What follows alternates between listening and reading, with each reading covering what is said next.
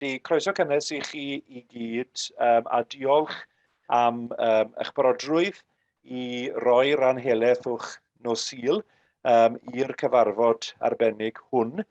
Rydyn ni wedi penderfynu agor y maes heno I ystyried nifer o'r gwahanol bosibiliadau sydd o wasanaethu oddi fewn i'n eglwysi ni ar y naill law ac yn gyffredinol oddi fewn i'n cymdeithas ni ar y llaw arall.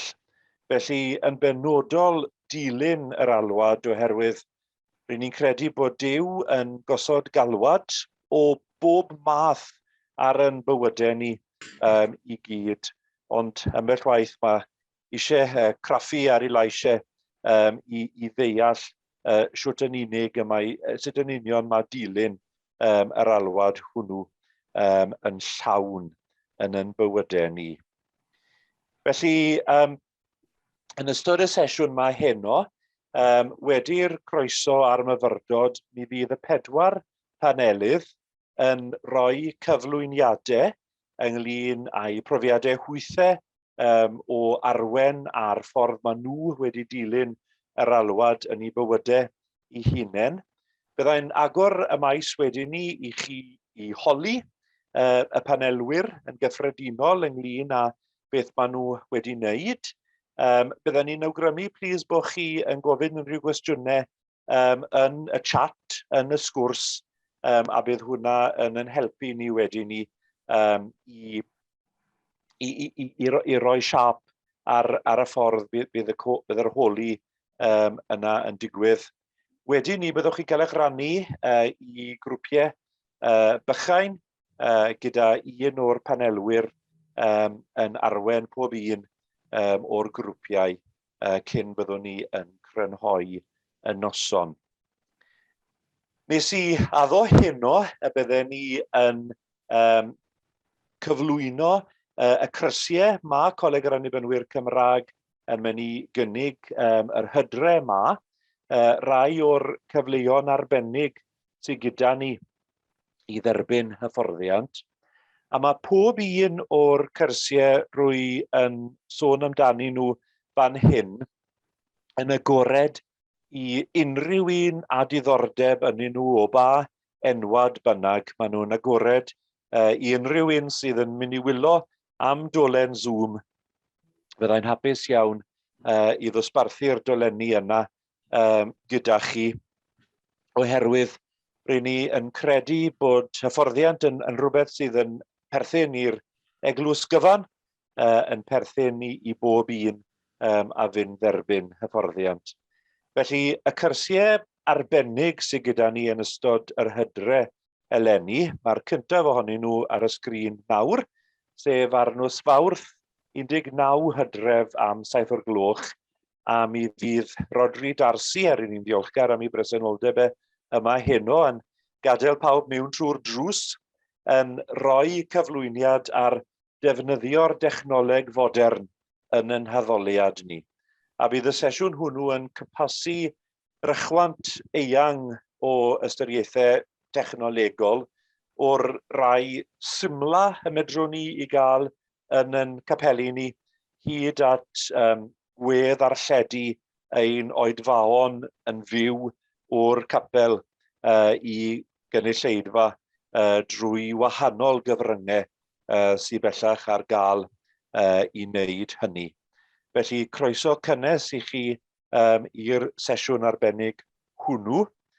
A wedyn ni, mi fydda I yn ryteg nifer o gyrsiau fi wedi ryteg o'r blaen, ond y tro yma yn lle I cynnal nhw dros gyfres o nosweithau, mi fydd pob un o'r pynciau hyn yn cael I trin ar un noson waith, sef nosweithiau Mawrth y 16 o hydref a'r ail a'r 9 o Dachwedd am 7 o'r gloch. A fi fydd sacramentau'r bedydd a swper yr arglwydd, derbyn aelodau, wedyn gweinidogaeth galar a chanol yngladdau yn ffocws yn y gwahanol sesiynau hynny. A wedyn ni, mae'r trydydd gyfres o sesiynau. 3 sesiwn yn edrych ar y pwnc o ddarllen, deall a dehongli gair Duw heddiw. Mae un o'r sesiynau hynny yn mynd i gael ei harwen ar nos Lun yr 8 o Dachwedd am 7 o'r gloch gan Dr Hefin Jones, Caerdydd. Mae'r 2 sesiwn arall rwy'n aros am glywed nôl o ddiwrth yr arweinydd ynglyn â'r dyddiad, ond mi fydd y sesiynau hynny ar y Beibl Hebraeg, darllen, deall a dehongli gair Duw heddiw, a Testament Newydd y Beibl, ac eto o dan yr un pwnc, sef siwt i ni'n dechrau dod i'r addel a darllen, deall a dehongli gair Duw yn ein byd cyfoes ni. A mae'r cyrsiau hyn, wrth gwrs, hefyd yn gyfle i gil agor y drws i'r posibilrwydd o gymryd un o'r cyrsiau llawn mae'r coleg yn ei gynnig, sef cyfres o 6 neu 8 sesiwn yn delio gyda llyfrau penodol o'r Beibl. Felly, pob croeso hefyd i'r cyrsiau hyn, a beth byddai'n neud, mae pawb sydd wedi gofyn am ddolen i'r cyfarfod hwn heno, mi fyddai yn anfon allan atoch chi y manylion pellach yma eto, bod chi ddim yn gofyn wneud nodiadau nawr ynglyn â beth fydd yn digwydd yn y cyrsiau hynny maes o law. Felly, rwy am droi nawr at fyfyrdod byr, a mae'r darlleniad hwn yn darlleniad creiddiol yn ein dealltwriaeth ni o ddechrau gweinidogaeth Iesu, a mae rai o'r pethau yma fe'n sôn amdani nhw ynglyn â'i weinidogaeth bersonol ef ar y ddaear yn gymwys hefyd i'r hyn rydyn ninnau fel Cristnogion yn ei wneithir ac am ei wneud yn ein byd ni o'n cwmpas ni. Felly mae'r darlleniad hwn o Bible.net. Ath Iesu yn ôl i Galilea yn llawn o nerth yr ysbryd, ac aeth y sôn amdano ar led drwy'r ardal gyfan. Roedd yn dysgu yn y synagogau ac yn cael ei ganmol gan bawb. A daeth i Nazareth lle cafodd ei fagu, a mynd i'r synagog ar y saboth fel roedd yn arfer i'w wneud. Safodd ar ei drad i ddarllen o'r ysgrifau sanctaidd. Sgrôl proffwydoliaeth Eseia gafodd ei roi iddo, a dyma fe'n ei hagor a dod o hyd i'r darn sy'n dweud, mae ysbryd yr arglwydd arnau, oherwydd mae wedi fy eneinio i gyhoeddi newyddion da i bobl dlawd. Mae wedi fy anfon i gyhoeddi bod y rai sy'n gaeth i gael ryddid, a phobl sy'n ddall i gael ei golwg yn ôl, a rai sy'n cael ei camdrin i ddianc o afel y gormeswr, a dweud hefyd bod y flwyddyn i'r arglwydd ddangos i ffafr wedi dod. Ceodd y sgrôl, a'i roi yn ôl i'r dyn oedd yn arwain yr oedfa yn y synagog, ac yna eisteddodd. Roedd pawb yn y synagog yn syllu arno.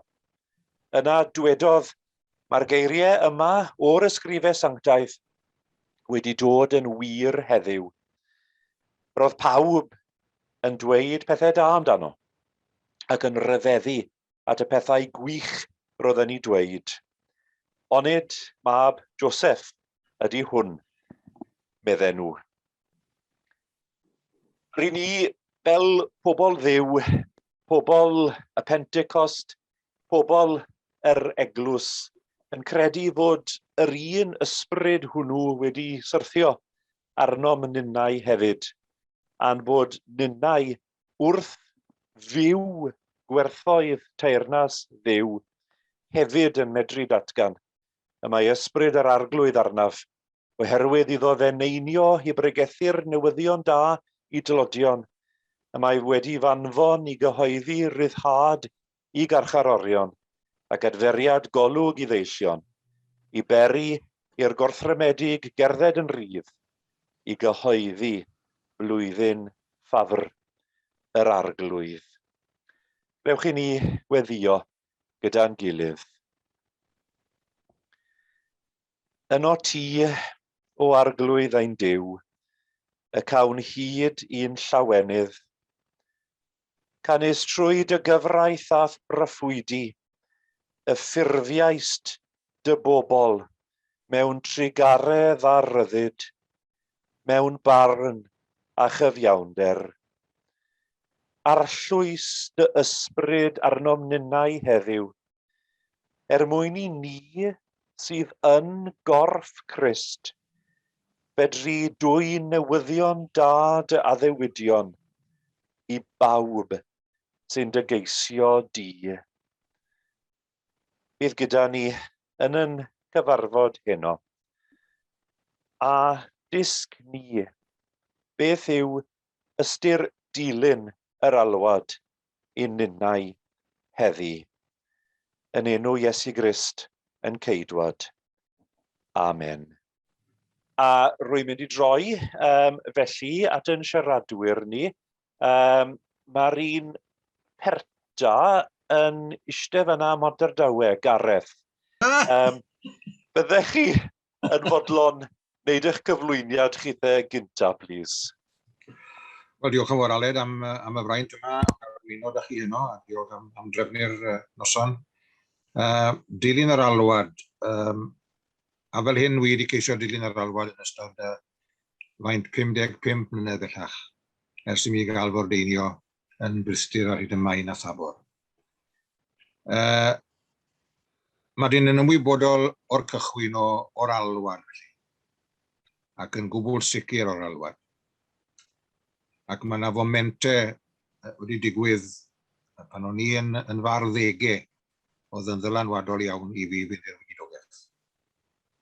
O'n i'n pregethu yn Ebenezer Castellnewydd bore yma gan cofio bod fi wedi clywed pregaeth gan Dilyn ac yn ei enwedd y gobeithiau'r cenedloedd. Ac oedd hwnna'n un o'r momentau felly oedd yn fargoeddi i dyfe mod i'n cael yng ngalw i'r weinidogaeth. Ond un foment oedd hwnna wrth gwrs. Mi oedd yna ddylanwadau hefyd, ddylanwadau unwyd wrth gwrs, ddylanwad y capel, ac wrth gwrs chi'n sôn am gyfnod nawr pan oedd y capeli yn capeli bywiog felly, lle oedd gyda chi ysgolion sil a seat a chwr gweddi a phrigethu, y gwirioneddol dda. Ac mi oedd yr eglwys Cesi Magi yn dyddi yn eglwys oedd yn credu mewn meithrindonia. Ac mi fydde yna sawl un o'r cyfnod hwnnw wedi medru mynd i'r weinidogaeth. Ond fe deimles i yr alwad i'r weinidogaeth drwy ddylanwad y capel felly, a'i gweinidogion, a'i diaconiad. Hwyl Elin er enghraifft yn athro ysgol sil, a fedrech chi ddim ond cael eich dylanwadu gan berson fel yna. Wedyn fe sy'n ffodus yn yr ysgol ramadau. Wel, fel mae'n digwydd ond yna rhyw 15 ohono ni mewn un cyfnod wedi mynd o ysgol ramadau Llansyr i'r weinidogaeth. Ac oedd ysgol ramadau Llansyr yn gefnogol iawn i ni fechgyn oedd yn mynd i weinidogaeth. Ac mi fuon ni'n ffodus iawn i gael athrawon arbennig o dda. Yn arbennig felly Robert Morgan oedd yn sgilladun, ac o'n i'n cael gwersi Groeg, nifer ohono ni oedd yn gyfrwng i'n paratoi ni ar gyfer mynd i Coleg Dibynyddol. Wrth gwrs, wi dod o gyfnod pan oedd yn mynd i Coleg Dibynyddol ac yn treulio 3 a 4 blynedd yn nhw ar agor yn hyfforddi ar gyfer y weinidogaeth. Ac oedd Coleg Coffa Abertawe yn goleg ardderchog a chymdeithas, wel, neu beth angofio cymdeithas y coleg. Yn arbennig felly cymdeithas y myfyrwyr Cymraeg oedd yno, ond y myfyrwyr Saesneg hefyd. Ac oedd yna berthynas dda rhwng ni a'n gilydd. Ac nifer ohono ni wedi parhau'n ffrindiau oddi ar dyddiau coleg. Fedrwch chi ddim yn mynd i goleg fel yna ef sylweddoli dylanwad penarddefus prifathro. Ac ar cwrs diwynyddol oedd dyn wedi wneud. Fe ddilynes i gwrs y brifysgol a gwneud diploma mewn diwnyddiaeth. Oedd na eraill yn gwneud arholiad y coleg felly. A hefyd oedd na nifer yn gwneud y BD. roedd y diploma yn y cyfnod nhw'n cael ei ystyried fel ail flwyddyn y BD felly. Ac oedd y sylfaeni na yn cael ei roi i chi. Pan oedd chi'n gwneud astudiaeth o'r Hen Testament a'r Testament Newydd, wneud Hebraeg a Groeg wrth gwrs, a hefyd athroniaeth, a hefyd hanes yr eglwys, a diwinyddiaeth. Ac oedd hwnna'n hyfforddiant creiddiol iawn i osod y sylfaeni. A siwt, mae Aled wedi sôn am agor yr ysgythurau, wel oedd y coleg yn gyfrwng i'n paratoi ni at hynny. Wedyn, wrth gwrs, mi fuon ni'n ffodus iawn yn y cyfnod fes i yn y coleg i gael cwrs bugeiliol, credu bod ni wedi bod yn eithriad y gyda wir, i gael dyblu Griffiths a'r athro dyblu Griffiths, i roi sesiwn i ni ar fugeilio, a mae nifer ohono ni'n dal i gofio y sesiynau arbennig hynny. Y sesiynau er enghraifft oedd dysgu ni siwt oedd bydyddio er enghraifft, a siwt o'n ni'n priodi ac yn gwynyddu yn yngladdau a'r math na o beth, ynddo fe. Ond oedd e'n hyfforddiant gwirioneddol dda. Oedd e'n hyfforddiant gwirioneddol dda. Ac byddai byth yn anghofio hwnna. Wedyn, wrth gwrs, fe fues i'n ffodus iawn yn feglwysi cyntaf. Oedd Brithdir ar hyd y maen a Thabor yn cael ei ystyried yn feithrinfa dda iawn i weinidogion. Ac mae yna nifer ohono ni wedi bod yn y cyrff hwnnw, yn weinidogion straight o'r coleg. Wel, 1 ar 20 o'n i. O'n un ar 20 yn cael fordeni ac yn ddim ond yn 2 ar 20 ar ddiwedd y flwyddyn. A dyna chi feithrinfa oedd hwnna i felly, oedd yn gylch diwylliedig iawn ac arwainwyr yr eglwysi yn gefnogol i chi yn eich gwaith ac yn eich trwytho chi yn eich gwaith. A mi oedd hwnna gyda'r coleg a dim wrth gwrs. A fyna y gosodes i'r sylfaeni fel petai. Ac yr alwad ges i, a dyma eiriad yr alwad, bod hi'n cael ei alw i fod yn bregethwr i Grist a gweinidog i'w eglwys. Dyna'r ddoi beth rwy wedi ceisio ddilyn ar hyd y cyfnod maith wedi dreulio yn y weinidogaeth. Yn gyntaf y pregethu a'r paratoi at y pilpid felly. Pan o'n i'n Nolgelle oedd O.M. Lloyd yn gymrydog i fi, a fedrech chi ddim mynd i weld O.M. Lloyd os nag oedd e'n gofyn i chi beth oedd eich testun chi sy'n diwetha, ac o'ch chi'n gorfod egluro beth oedd eich testun chi a beth oedd eich neges chi ar gyfer y Sul. Ac oedd hwnna'n yn feithrinfa dda iawn. Ac oedd dwi'n dod o gyfnod wrth gwrs pan oedd pregethu'n bwysig iawn. A wedi cael y fraint o wrando ar bregethu gwirioneddol dda ac argoeddiedig. A mae yna 2 elfen i'r pregethu yna, sef yn gyntaf y cerigma, y gwaith y gyhoeddi. Ond mae yna elfen o ddysgu hefyd, y didach, y dysgu. A wi wedi ceisio rhoi pwysles ar y 2 yna. A dyna pam mae esboniadau yn bwysig. Dyna pam mae darllen diwinyddiaeth yn bwysig.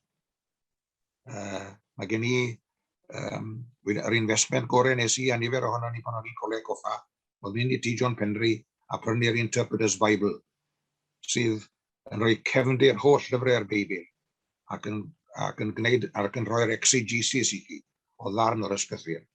A hefyd, mae yna gymwyso ar gyfer yn cyfnod ni felly. A wy'n credu bod hwnna'n greiddiol i bregethu'r gair. Bod yna efengylu'n cymryd lle, ond bod yna ddysgu hefyd. A fedrwch ddim gwneud y gwaith yna os nad i chi yn myfyrion llwyr yn yr ysgrythurau ac yn trwytho chi mewn diwinyddiaeth ac mewn esboniadaeth Beibledd. A dyna pam mae pregethu Beibledd yn mor bwysig. Wedi bod yn pregethu heddiw ar alwad Jeremia, ac oedd Oliver Stevens wedi cael cwestiwn gan ei fyfyrwyr am lyfr y proffwyd Jeremia, ac oedd Oliver Stevens wedi gweud am Jeremia i fod mor contemporary i'n cyfnod ni. A wy'n gobeithio bod yn bregethu unne, yn bregethu Beibledd, hollol Beibledd, ond yn berthnasol hefyd i'n cyfnod ni. Wedyn, wrth gwrs, wedi gweinidogaethu mewn ardaloedd gwahanol, yn 8 mlynedd yn Siga Fyrdyn, a wy'n credu mae'r boddhad mwyaf ges i fyny oedd y gymanfa bwnc ac arwain cynulleidfa oedd i agor yr ysgrythurau. Ac oedd Idris Morgan efo gweud bod y gymanfa bwnc, tasau pobl ddim ond yn darllen penod unwaith mewn blwyddyn, bod hwnna'n werthfawr. ac fe bwynes i'r cyfnod yna ac oedd y ddisgybleth na'n bwysig. Wedyn, wrth gwrs, dod i gwm diwydiannol fel Cwm Tawe, a fan hyn wedi bod ar hyd y blynyddoedd, ac wedi dogeithu i nifer o eglwysi yn y cwm yma. Ac rhoi pwysles ar brigethu, wrth gwrs, ac ar fugeilio. Nawr, wi wedi credu'n gryf mewn bugeilio. Oedd e'n ddisgybleth da fi pan o'n i'n wneud amser llawn, i ymweld a phob aelwyd 2 waith y flwyddyn. Ymweld â'r cleifion yn wythnosol, ymweld â chartrefi henoed, a chartrefi gofal yn fusol felly, mynd â gwasanaethau, wedi gwneud hynny ar hyd y blynyddoedd, ac yn credu, fedrwch chi ddim pregethych pobl os nad i chi yn ymweld â nhw. A mae clywed am wedidogion ac nhw ddim yn ymweld, yn ofid calon gen i. Fi'n gwybod bod e wedi bod yn anodd yn sydyn un o mis diwethaf yma, ond mae nhw'n wedi gallu gwneud e hefyd drwy alwad ffôn ac yn y blaen. Mae gen i rester o rifau ffôn pob aelod yn allwen a so am yr haf, a mi rydw i'n gallu cysylltu â phob un ohonyn nhw. Ac mae'r gwaith yna, y gwaith bugeilio yna'n bwysig. Hefyd wedi bod yn ffodus iawn i gael y profiad o fod yn gaplan ysbytai yn yr ardal yma, yn cynnwys Treforys a Castell Nedd. Ac mae'r profiad yna wedi bod yn brofiad gwych iawn, a bod gyda phobl mewn amgylchiadau anodd dros ben. Bod ar Alwad er enghraifft, ac yn cael yng ngalw noson honno pan oedd trychineb corws yn margam i fe. A bod gyda un o'r teuluoedd yn ni am gyfnod yn ddiweddarach yn ceisio eu cynorthwyo nhw, ac yn rhan o dîm, a dyna werth caplaniaeth, bod chi'n rhan o dîm. Mae Jeffrey un o'n yma yn gwybod am hyn wrth gwrs, bod yn rhan o dîm ecwmenaidd sydd yn gweithio. A fe wnaethon ni'n Treforys gyfamod, oedd yn gyfamod pwysig iawn rhwng y 3 traddodiad felly. Y Pabyddol a'r Anglicaniad a'r Eglwysi Rhyddion, yn bod ni'n cydweithio gyda'n gilydd ac yn parchu traddodiadau yn gilydd, ond yn cydweithio gyda'n gilydd ac yn un caplaniaeth felly. Mae dyn wedi ceisio, wrth gwrs, yn y weinidogaeth i weithio gyda phlant a phobl ifanc. Dwi'n yn gwneud fawr o hynny ar un o bryd, ond dwi wedi credu yn y peth, a dwi wedi ceisio ngorau i weinidogaethu i'r plant a'r bobl ifanc. Ac yn rhoi pwysles ar deuluoedd. Mae'r teulu'n bwysig yn uned bwysig iawn. Dwi wedi bod yn ffodus hefyd o berthyn i frawdoliaethau. A mae'r hynna wedi bod yn gyfrwng i hogi.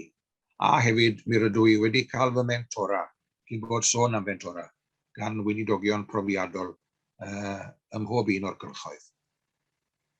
Wedi dod yma i Gwm Tawe yn 1977 ac wedi gweld newid mawr wrth gwrs yn batrwm y weinidogaeth. Roedd na frawdoliaeth o dan arweiniad Dr Vivian Jones. Oedd yn frawdoliaeth i weinidogion ifanc y cyfundeb yma. Wel, dim ond Noel Davies a Dewi Myrddin Hughes a fi sy'n ar ôl o'r genhedlaeth na elwodd o'r frawdoliaeth yna ac o gael yn mentora gan weinidog profiadol. Wy'n cofio yn fy weinidogaeth gyntaf mod i'n ymweld â pherson oedd yn dost, a wedi bod yn dost am gyfnod hir. A dyma wrth godi am ei mas, meddai wrth ei diolch i chi am alw. Wel, meddai ni, wedi mynd i gwneud i byd i chi eddi, ynddo fe? Mae nyrs yn dod ma, mae'n gallu helpu chi, mae doctor yn gallu helpu chi, ond trwy wedi gwneud i byd. Rwyndwch ydo ddi, dwi'n teimlo well ar ôl i chi fod. A pha byddes yn dweud wrth gerdded y pentre ymrithdir, bob tro i chi'n cerdded y pentre yma i chi'n gweithio. A wy'n mawr obeithio y mod i yn ystod y blynyddoedd wedi bod yn weinidogaeth, ac os dyw e'n mynd am ychydig amser eto, i barhau i fod yn bregethwr i Grist a gweinidog i'w eglwys. Diolch yn fawr i chi. Diolch yn fawr iawn. Fi wedi'n colli'n lun nawr, cynnig. Diolch yn fawr iawn, Gareth, am y cyflwyniad hwnnw. Bydd yna gyfle i ofyn cwestiynau ar y diwedd, ond hoffwn ni fynd trwy'r cyflwyniadau i gyd yn ei tro. Fi ddim yn gweld wyneb Casi, ond ydy Casi yn barod i gyflwyno, please. Diolch yn fawr, Aled. Follow that, fel maen nhw'n dweud. Diolch yn fawr iawn i Gareth. Oedd yn hyfryd clywed eich stori, eich tystiolaeth chi. Eisiau sôn chydig bach am yr alwad o fewn yr eglwys. Galwad i'r weinidogaeth neu i arweinyddiau lleug. Dwi'n cydnabod fod pob Cristion yn medru ymateb i'r alwad sydd gan Dduw ar ei bywyd nhw. Dwi'n siŵr bod y rhai pobl yn dweud mae rhywbeth sicr ydy galwad, a mae'n elfen o wirionedd yn hynny wrth gwrs. Mae gwybod fod ganddo chi alwad yn bwysig, yn enwedig os ydych chi am barhau i weithio am maes gweinidogaeth Gristnogol dros gyfnod o flynyddoedd. Bydd y ffaith eich bod chi'n ffansio mynd o weinidog neu arweinydd, neu'ch bod chi'n hoff o siarad yn gyhoeddus, neu'n llenor sy'n gallu gwau geiriau at ei gilydd, dyw hwnna ddim yn mynd i fod yn ddigon i'ch gyrru chi ddal ati mewn dyddiau anodd. Mae angen gwybod chwedl Mei Mac, mae yma wyfinau i fod.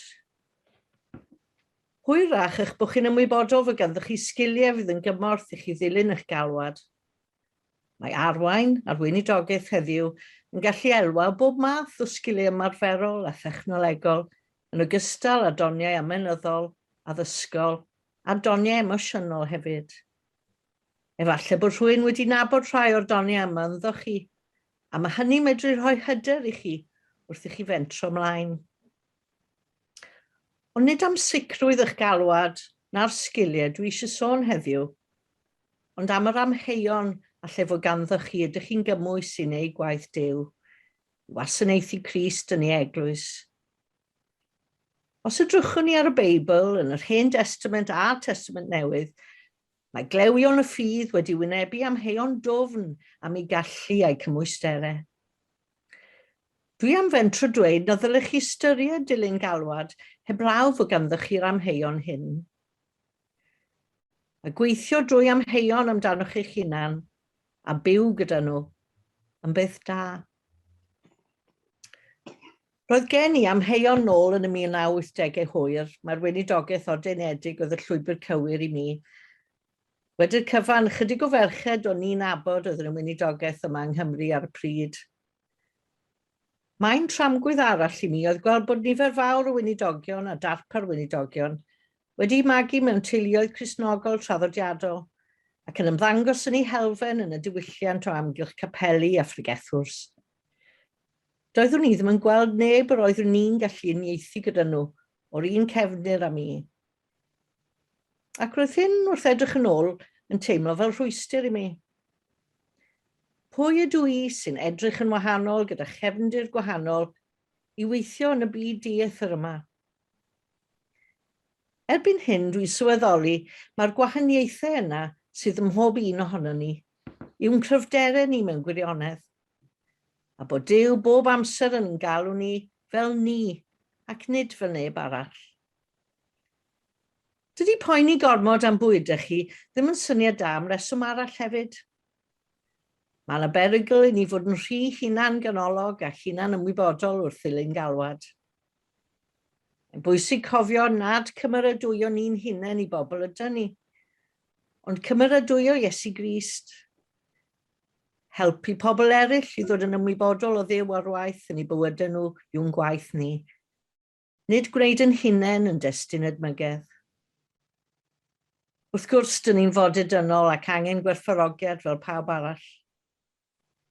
Ond am yr arglwydd Iesu a'r bobl fyddwn ni'n ei gwasanaethu mae'n galwad ni. Nid amdano ni.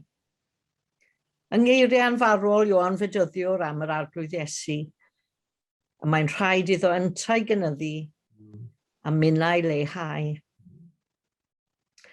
Mae Moses yn sylwi yn y lle cyntaf ar bers sy'n llosgi heb ei difa ac yn cael ei wahodd i dynnu ei sandalau.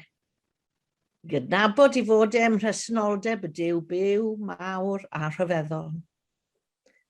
Mae Duw yn dduw cyfiawn a sanctaidd, a mae hefyd yn dduw tosturiol sy'n gweld caethiwed a dioddefaint ei bobl. Mae am ddefnyddio Moses fel cyfrwng i arwain i bobl i ryddid, ond mae Moses yn ansicr y dier person i wneud y gwaith. Bydd pobl yn fodlon gwrando arno. Ond mae'n dysgu'n gyflym iawn mae credentials awdur y neges sy'n cyfri, a bydd yr ydwyf rhyfeddol sy'n ei alw yn rhoi'r gallu a'r geirio iddo fe i gyflawni ei waith. A ddim i fanylu gormod o sut y gwaith Duw ar bwyll o Moses i dderbyn i Alwad. Digon i'w dweud iddo dynnu sylw Moses oddi wrth gogod droi o amgylch i alluoedd ei hun, at yr hyn roedd Duw yn dweud, a'r hyn roedd Duw am wneud. Unwaith y grewch i ddechrau sylweddoli, mae ymuno gyda'r Duw sydd eisoes ar waith ydych galwad chi. Fyddwch chi ddim yn gorfyfyrio arnoch chi'ch hun. Mae bod yn weinidog neu arweinydd lleug yn alwad i chi fod yno i bobl, a bod yn gryfder iddyn nhw am hyn fraint bob amser i gerdded gyda rhai sy'n mynd trwy brofiadau anodd. Weithiau, dyn ni'n gallu teimlo'n fregus nid yn gryf oherwydd y profiadau anodd a gawsom. A gallai hynny wneud i ni amau, a'i nid yr person iawn ar gyfer y gwaith. Dwi ddim yn cofio heddiw enw'r gweinidog bregethodd ym wasanaeth ordeinio flynyddoedd yn ôl, nac ar bad nodau wnaeth y bregethu. Yr hyn dwi'n cofio ydy ei fod yn ddyn canol oed, hyderus a phwerus, a'i brif anogaeth i ni yn noson honno oedd i gofleidio model o'r gweinidog fel person cry sydd ar gael yn ngeirfa heddiw 24/7 i'w aelodau. Hyd heddi dwi'n meddwl mor anaddas oedd y geiriau yna. Yn un peth oherwydd na fyddai neb ohonom yn medru llwyddo hyd yn ffurfio ar ddelwedd yna. Ond byddai llawer yn gwneud ei hunain yn sâl wrth drio. Dros y blynyddoedd, dwi wedi dod ar draws gweinidogion sy'n gorfod dweud wrthych chi i bod nhw'n brysur, a dwi wedi syrthio'r union yr un fagl fy hun o dro i dro. Teimlo bod yn rhaid cyfiawnhau fy modolaeth trwy brofi i mi fy hun a phawb arall nad ydw i'n segur, a mae prysurdeb sy'n cyfri. Hawdd iawn i mynd yn gaeth i'ch disgwyliadau eich hunain a phawb arall, ac anghofio concern tadol Duw amdanoch chi a'ch lles. Nid gwarchod eich hunain ydy'r unig reswm i beidio mynd yn gaeth i brysurdeb. Y prif reswm i ymwrthod â'r patrwm ydy nad dyna sut mae hybu teyrnas Dduw, nid dyna ffordd Iesu Grist. Dro ar ôl tro yn y Testament Newydd, mae Iesu'n dewis defnyddio delweddau o fyd natur wrth sôn am y deyrnas. Yng nghyfnod Iesu, roedd ymerodraeth filwrol Rufeinig ar waith, mewn ffordd grymus a didostur. Ond wnaeth Iesu ddim defnyddio delweddau o'r byd yna, a mae rhywbeth sy'n tyfu'n organig ydy gwaith Duw. Nid rhywbeth y gellir ei ordrefnu, ei brisuro, na'i fwlio i fodolaeth ydy teyrnas Dduw. A gwneud gwaith teyrnas Dduw fel trio tyfu planhigyn o had neu wylio torth yn profi. Mae angen ymynedd a mae angen gadael amser tyfu rhwng un gweithgarwch a'r llall. Wrth gwrs, mae angen medru delio gyda phrysurdeb wrth ddilyn ein galwad. Ond mae'n rhaid medru gwybod hefyd pryd i stopio. Sut i aros yn ddisgwylgar mwyn i Dduw greu y cynnydd. Fe gawn ni ddarlun o'r apostol Paul cyn ei droedigaeth fel person cry a dylanwadol. Ac wedi ei droedigaeth, dyn ni'n gweld e'n rhoi holl rym y bersonoliaeth honno i mewn i'w waith dros eglwys Iesu Grist. Eto i gyd fe ddaeth hyd yn oed Paul i sylweddoli. Mae yn ei wendid pan oedd rhyw salwch neu anabledd yn ei rwystro. Mae dyna pryd y medrodd Duw weithio fwyaf grymus drwyddo. Digon i ti fy ngras i oedd y neges gafodd Paul. Mewn gwendid daw fy nerth i'w anterth. Yn ddiweddar, cefais y profiad brawychus y golli cymar oes yn ddirybydd, ac fel y gallwch ddychmygu, mae'r misoedd ers hynny wedi bod yn rhoi cythryblus a blinderus iawn yn feddyliol ac yn emosiynol. Wrth gwrs, fe ges i gyfnod i ffwrdd o'r gwaith, ond mae'n y gyfnod ers hynny pan dwi'n ei chael hi'n anodd i fod o ati gyda phethau a chanolbwyntio. Dros y misoedd diwetha, dwi wedi sylwi bod pobl gwahanol yn dechrau sgwrs gyda fi, a phobl o'n i'n nabod yn barod yn dechrau siarad gyda fi mewn ffordd wahanol. Mae pobl yn gwybod nawr bod hawl ganddyn nhw ddweud wrtha i nad ydyn nhw'n cael diwrnod da. A mae rhai sydd wedi cael profiad o golli rhywun annwyl yn gwybod nawr y gallen nhw gynnig cyngor a chefnogaeth i fi. Mae fy ngwendi di wedi bod yn gyfle i bobl eraill ar ganfod nerth annisgwyl. A sylweddoli am y tro cyntaf hefyd efallai bod i gael ar nhw wedi donio nhw o rhywbeth maen nhw'n medru i roi i helpu eraill. Geisir fraint eleni o wasanaethu ar fore Sul y Pasg, ac i arwain nifer o wasanaethau angladd a chyhoeddi buddigoliaeth Iesu ar farwolaeth a'r bedd a rhannu gobaith yr atgyfodiad. Ond nid oes yna rym newydd wrth gyhoeddi hynny o ganol profiadau anodd. I rywun fel fi, a falle hefyd i rhai sy'n gwrando. Mae gweinidogaethu o wendid felly yn gallu bod yn weinidogaeth dyfnach. Mwy crys ganolog os rhywbeth na gweinidogaeth gref yn ffordd y byd o edrych ar bethau. Ond nid ydy hi'n beth da felly i ni gyd wrth i ni ddilyn ein galwadau. I fod yn ymwybodol o'n gwendidau ni, ein bregisrwydd ni, y pethau nad ydyn ni medru gwneud, yn ogystal â thafolu'n cryfderau yn doniau. Efallai bydd Duw yn gallu defnyddio'r union wendidau yna i dyfu ei waith ymhlith y bobl o'ch amgylch chi. Dim ond os oes ganddoch chi graciau fel llestri pridd a mae pobl yn gallu gweld gogoniant a gobaith Iesu Grist ar waith yno chi.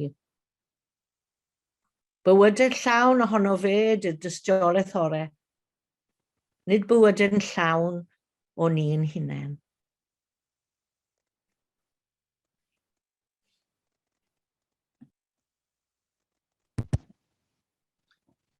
Diolch yn fawr iawn, Casi, am y cyflwyniad hwnnw. Gai ofyn i Elin nawr, os gwelwch yn dda, i'n hanner ni. Os fydda bawb, ydw i'n gallu rhannu fy sgrin achos dwi'n mynd i fod yn un... Wrth gwrs. Rhannu fy sgrin. O, gwych a dderchog. Reit, oce, dych chi'n gael neud siŵr. Pawb yn gweld hwn? Ni'n gweld, odyn? Right. Follow that, wedodd Casi Jones. Follow that, medden ni hefyd. Casi, edrych ar waelod fy sgrin gyntaf i. Ie, yma dwi yna i fod. Mae'r gân yna yn gân sydd yn un o'n ffefrynnau. A'r rheswm bod hi'n ffefryn i fi yw oherwydd dwi'n dieddol o wrando ar y gân a credu'r gân, ond credu'r gân mewn modd diwynyddol, mewn modd lle dwi'n gwybod mae Duw sy'n siarad â fi yn y gân yna yn gweud fyna wyt ti i fod. Ac ar hyd fy mywyd, dwi wedi cael yn gyson y teimlad bod Duw wedi bod yn arwain fi. Mae'n fami ar yr alwad heno, felly mae'n gwybod pa mor stwbwr ydw i. A dwi yn gallu bod yn stwbwr yn weithiau. Mae fi siŵr o fod yn dod o rywle, yn dwi. Ond beth ydw i wedi bwriadu wneud heno, oedd mynd â chi yn ddaearyddol falle ar draws fy mywyd i, yn dangos i chi falle y dylanwadau sydd wedi bod ar mywyd i, a sut ydw i wedi cyrraedd lle dwi wedi cyrraedd. Dwi wedi dechrau gyda'r capel lle magwyd i, sef capel Hebron yng Nghlydach.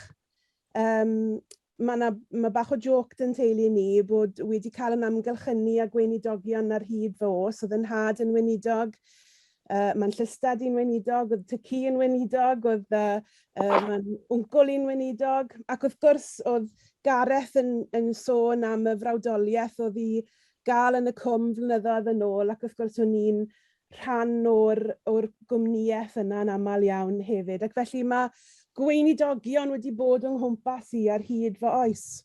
Ond fi wedi teimlo fel bach o rebel hefyd, fel se bod na ddisgwyliad mod i'n mynd i'r weinidogaeth.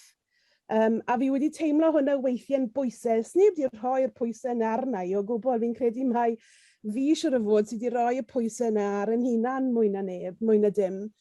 Ond hefyd, dwi hefyd yn synhwyro bod da rhywbeth da Duw i wneud â hyn.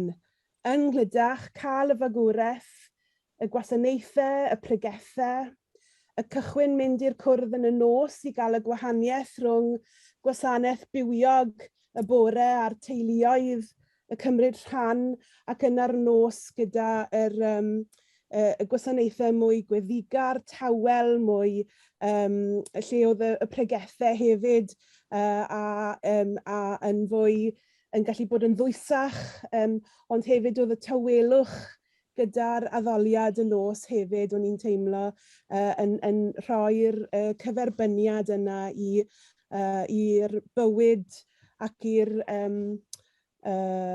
gyffro y bore a'r plant a'r ieuenctid hefyd yn y bore. Ac yn Hebron hefyd, wrth gwrs, colli dad. Colli dad yn fwy a 15 oed.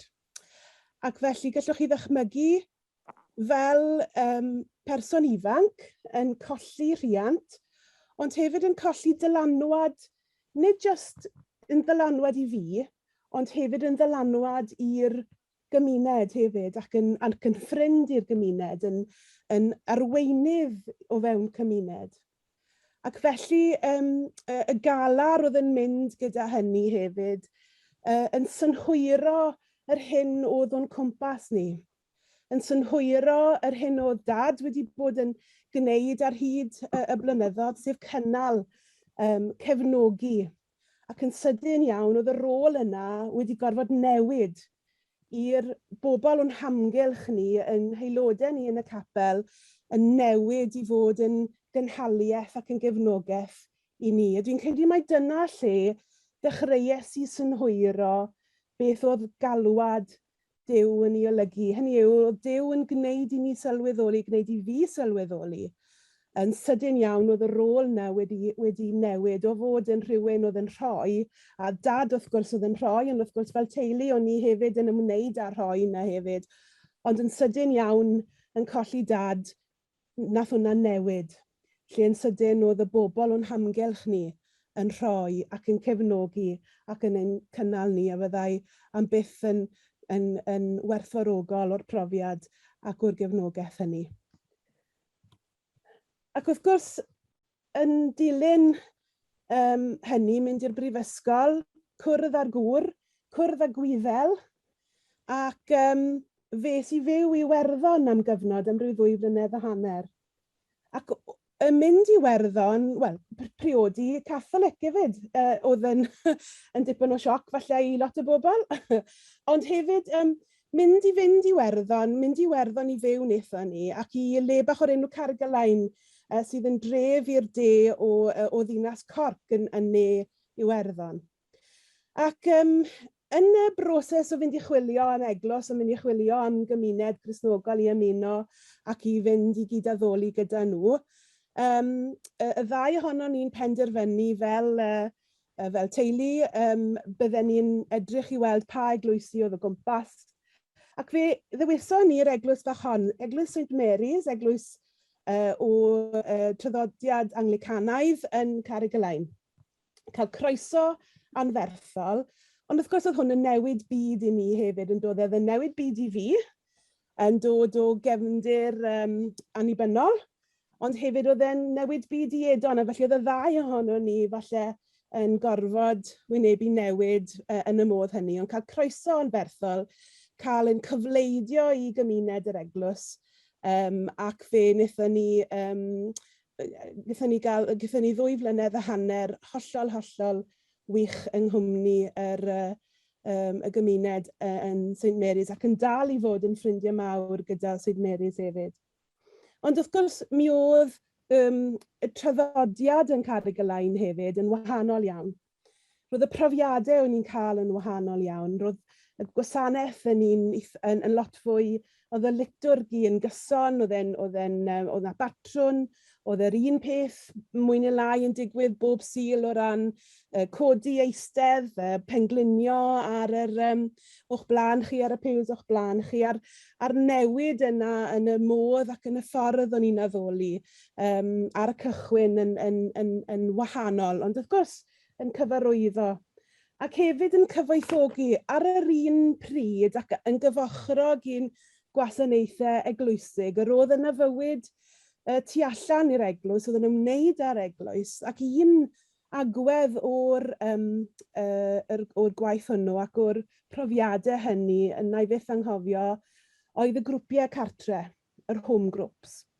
Ac mi oedd yr home groups yma yn agwedd bwysig iawn o waith yr eglwys. Oedd e'n cyfuno dau beth yn sydyn iawn.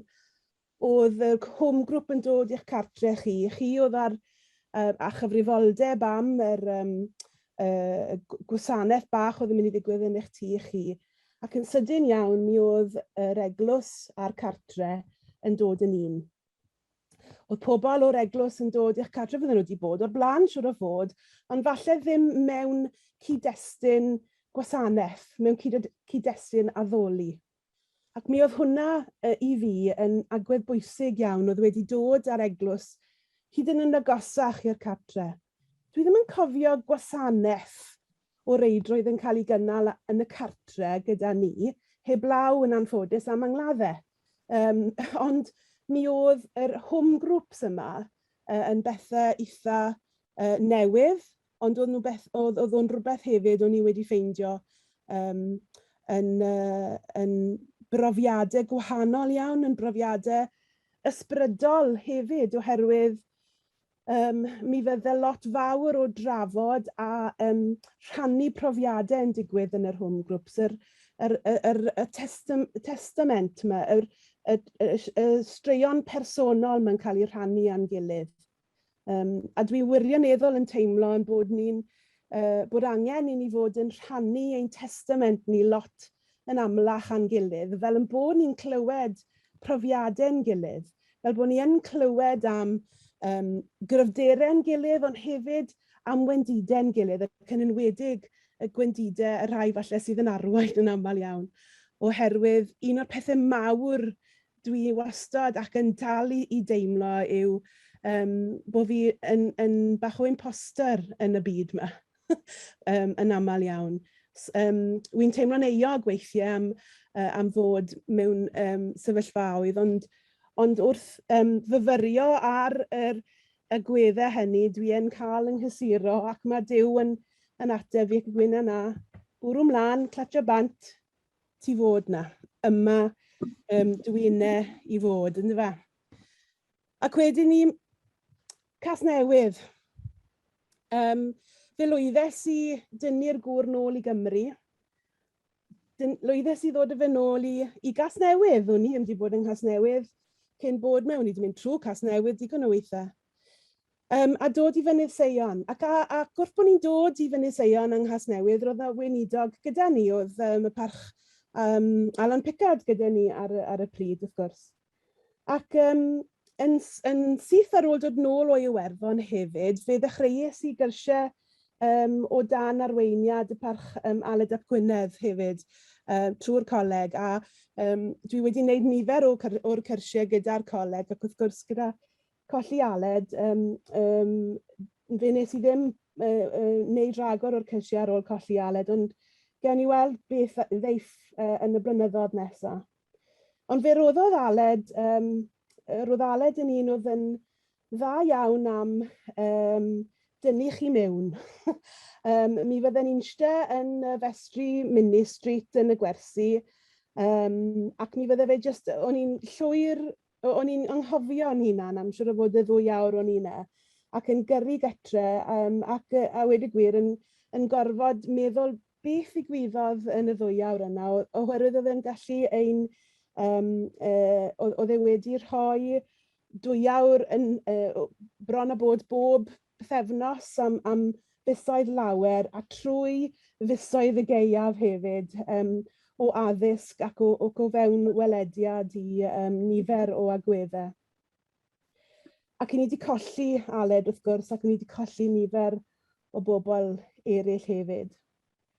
O'n i'n paratoi at fedydd yn ddiweddar ac yn darllen am y ffaith bod yr eglwys yn paratoi ni o oedran ifanc iawn a'r cyfrifoldeb sydd hefyd gan yr eglwys a gan bobl o fewn yr eglwys wrth bod plant yn tyfu lan, wrth yn bod ni'n magu aelodau i roi'r profiadau, ond gallwn ni fynd o un ochr y byd i'r llall. Wy'n gwybod bod fi'n mynd o un ochr y byd i'r llall fan hyn, o glydach i'r werddon yna nôl, ond fi'n gwybod pan byddai'n mynd ar wyliau ac yn mynd i eglwys, bod Duw gyda ni lle bynnag i ni.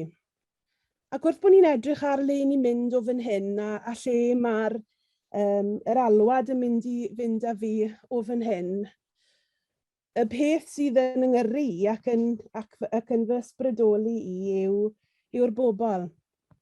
A dyma ni fan hyn yn Mawrth 2013 fi'n credu oedd e Sian, lle cafodd Sian a fi, Sian ar yr alwad hefyd, Sian Howley a fi a Gareth yn gwneud yn arweinyddion y Mynydd Seion. A mae'r bobl yma, wel, ni wedi colli lot ohonyn nhw'n anffodus erbyn hyn, ond y bobl yma yn eglwys ni sydd yn gyrru yr hyn i ni'n ei wneud o ddydd i ddydd. Ei anghenion nhw, gallu byw a bod o fewn y gymuned. Ond un peth fi'n credu yn enwedig dros y cyfnod diwetha, o ran dilyn yr alwad a lle mae'r alwad yn mynd â ni. Beth ydw i moyn i'r alwad yna i wneud? Hynny yw, pa waith mae Duw yn moyn i fi i wneud? Ac yn syml iawn, fi'n credu mae'r gwaith pennau yw bod ni'n gallu dygymod ar byd o'n hamgylch ni, dygymod ar heriau yma bywyd yn taflu tuag ato ni. A dyna yw'r alwad i fi, yw galluogi y bobl chi'n gweld o flaen ar y sgrin, pobl y gymuned, galluogi fi a fy nheulu i ddygymod, ond hefyd i wybod, a mae hwn wirioneddol yn bwysig iawn i fi, bod dim rhaid i ni wneud e ar ben yn hunan. Bod Duw na, a bod e'n gallu ac yn barod i'n helpu ni i ddelio beth bynnag sydd yn dod. Ac felly, mae yna un adnod fach i fi sydd, dwi'n dod nôl ato fe nawr ac yn y man, o llythyr Paul at yr Rufeiniaid. Dyn ni'n gwybod fod Duw'n trefnu popeth yr lles y rhai sy'n ei garu, sef y rhai y mae wedi galw i gyflawni i fwriadau. A mae'r gair cariad yna, cariad Duw, a gwybod bod cariad Duw yna beth bynnag sy'n digwydd, beth bynnag yw amgylchiadau bywyd sydd yn arwain ac sydd yn arwain fi wrth bod fi yn dilyn yr alwad. Diolch. Diolch yn fawr, Elin, am y cyflwyniad gwerthfawr hwnnw. Cyn bod fi'n troi at y cyflwyniad ola, oddi wrth Rhys, gai annog bawb os oes yna unrhyw gwestiynau o gwbl bod chi yn meddwl amdani nhw, gallwch chi roi nhw yn y chat, yn y sgwrs, mwyn bod ni yn galler wedyn ni trefnu'n hamser pan fydd y cyflwyniadau wedi dod i ben. Ond wrth gwrs byddai'n bodlon derbyn cwestiynau ar lafar hefyd, ond byddai ddim yn eich gweld chi, achos chi dros 2 sgrin. Felly, Rhys, os gwelwch yn dda. I chi, diolch am y gwahoddiad, Aled.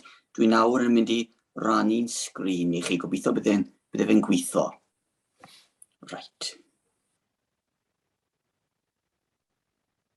2 funed.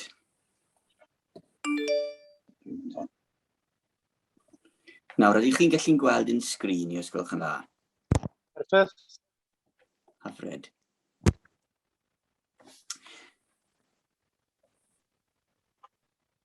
Wel, diolch yn fawr i chi am y gwahoddiad i rannu heno.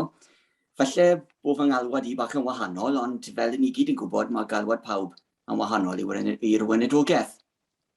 Nawr, chi'n gallu gweld llun ar y sgrin nawr o fi ar bwys drws Saron Crinat, yr wythnos diwetha yn arwain yr oedfa i ail-agor y capel ar ei newyddwedd ar ôl adnewyddu.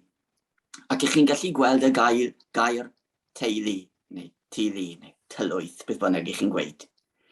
Ac roedd rhywun, aelod dyn ni, wedi ysgrifennu'r gair teulu ar garreg i ddisgrifio Saron Crinat. Ac mae pob eglwys yn deulu. Ac mae'r eglwys i ddweud y gwir yn deulu i mi fel gweinidog. Mae'n ail deulu i fi. A dwi'n caru pob un sy'n aelod gyda fi yn Saron Crinat, fel dwi'n caru aelodau fy nheulu fel gweinidog. Nawr, roedd fy ngalwad i yn unigryw iawn i'r weinidogaeth, bach yn gwahanol i ddweud y gwir. Ges i alwad pan o'n i ifanc iawn, pan o'n i yn yr ysgol gynradd. O'n i arfer mynd i Salem Crinat, a dwi'n cofio mynd i Salem a gwrando i'r bregethwr a meddwl, dwlen i fod yn bregethwr rhyw ddydd. A wedyn ni, pan o'n i yn astudio yn y Slifera, dwi'n cofio'r prifathro, eirig yn mynd o gwmpas y dosbarth yn gofyn i bawb, beth ych chi moyn bod pan ych chi'n dyfu'n hun? Pawb arall yn gweud, a dyma fi yn gweud pregethwr. A neb yn gwybod beth oedd ystyr hynny wrth gwrs. Ond roeddwn ni yn agored iawn gyda phobl eraill ynglyn â'n alwad i'r weinidogaeth. Roeddwn ni am rannu'r gair gyda phobl pan o'n i tua 12 oed. Ie, roedd Duw yn fy ngalw i pan o'n i'n ifanc iawn. A pan o'n i'n 18 oed, dwi'n cofio nawr bod lan star yn hi yn fam gi, yn ffono Eiros Wyn Jones o Coleg yr Annibynwyr, chwilio ar-lein Coleg yr Annibynwyr, cysylltu. Siarad Eiros pan o'n i'n 18 a gweud oedd awydd dy fi fod yn bregethwr, weinidog. A gwedyn ni ar ôl siarad â nifer o bobl, myfyrio ar bethau, beth oedd yn well i fi, am nad oedd coleg fel adeilad yn bodoli mwyach. Penderfynwyd i hyfforddi'n gyntaf ym myd addysg, y maes addysg, ym Mhrifysgol Cymru, lle dwi hefyd nawr yn darlithio ym Mhrifysgol De Cymru yng Nghasnewydd.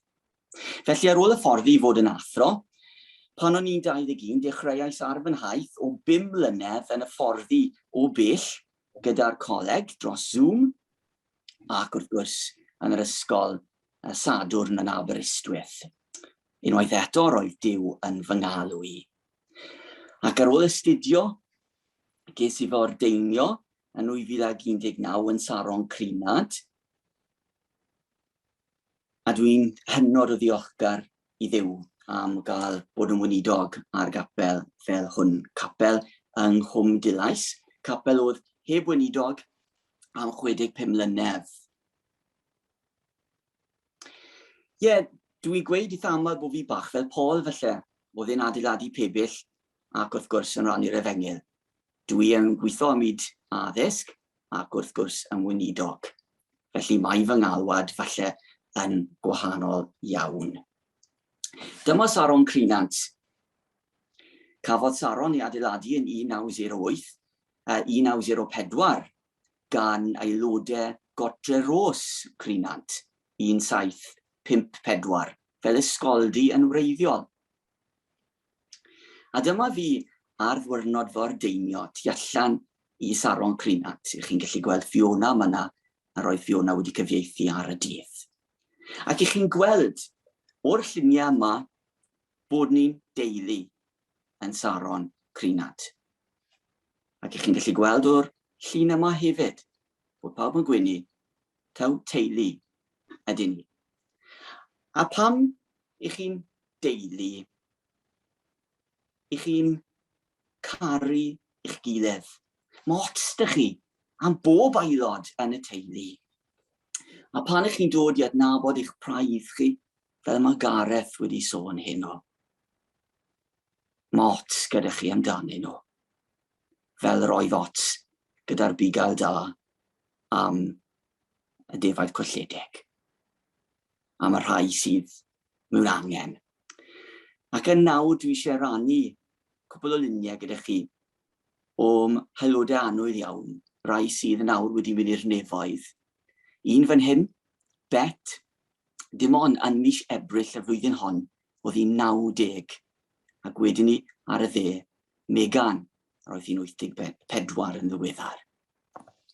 Nawr, dwi eisiau dweutho chi am Bet, achos yr oedd Bet wedi chwarae rhan enfawr iawn yn fy ngalwad i fod yn weinidog ar Saron Crinant, achos yr oedd hi wedi fy nghefnogi pob cam o'r daith. Ac mae pobl yn dyn nhw yn bwysig iawn i gael waden ni fel gweinidogion. Mae Elin wedi sôn am bobl oedd wedi ysbrydoli hi. Wel, yr oedd gwragedd Saron Crinant wedi fy ysbrydoli i fod yn weinidog. Gwragedd special iawn. Ac mae pobl hefyd hynno wedi echwyn am bwysigrwydd bugeilio'r praidd. Yr oedd Betty yn 90 oed, oedd hi ddim yn gallu mynd i'r capel, achos y feirws a'i iechyd hi. Ond, yr oeddwn i'n mynd yn aml iawn, a chymundeb iddi, o'n i'n darllen y Beibl iddi, rannu'r gair iddi, pregethu iddi, calodfawn special iawn yn y tŷ iddi. Ac yr oedd fawn yna, yr amseroedd dy'n gilydd, wedi dod â dagrau llyged hi pob tro. Roedd Duw ar waith. Yr oedd hi'n special i fi fel gweinidog. I chi gyd yn gwybod am bobl sydd wedi cyffwrdd eich calonau chi, eich meddyliau chi. A dyma un.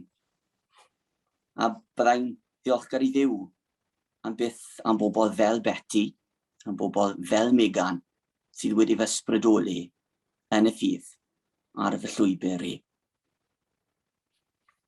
Nawr, ni'n sôn am bwysigrwydd bugeilio fel gweinidog, nabod eich praidd chi, caru eich praidd chi. A dyma llun o anti-Jenny nawr. Dyw anti-Jenny ddim yn anti fi o gwbl. Dwi ddim yn perthyn i fi, ddweud y gwir. Ond mae Jenny nawr mewn cartre gofal draw yng Nghwmtawe. Mae chof hi wedi mynd yn anffodus. Ond nes i weld ti, dywedodd y nyrsys wrthai, wel, bydd i ddim yn cofio ti.